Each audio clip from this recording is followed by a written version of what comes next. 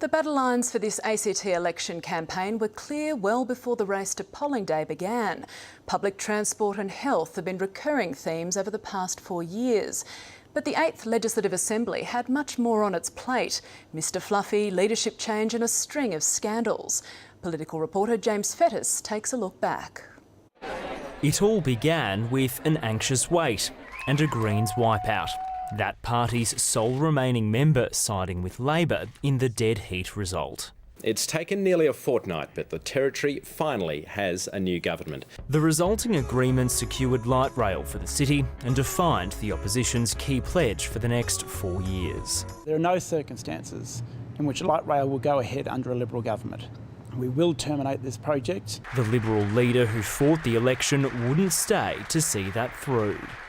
Today I'm announcing that I've nominated to be the Liberal Party #1 Senate candidate. Later that year, the government, moving hand in hand with the Greens, pursued an ill-fated path towards same-sex marriage, from its emotional passage in the Assembly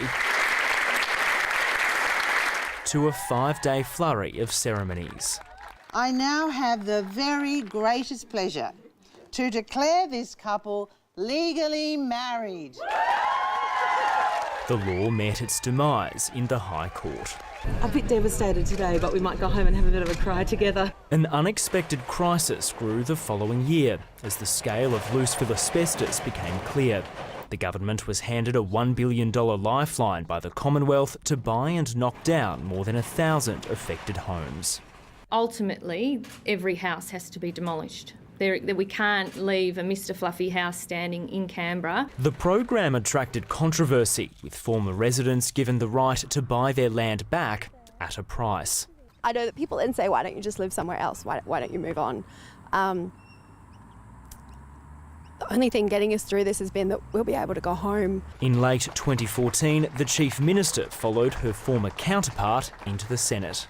I want to be useful, I want to contribute, I don't want to be crusty old sort of hanging on the back doing nothing. From then, a series of controversies followed the portfolios of Minister Joy Birch. First, an aborted attempt to increase the note value accepted in poker machines. I've spoken with Joy to express my disappointment at not being made aware of these changes. Then outrage after a boy with autism was placed in a cage at one of Canberra's schools.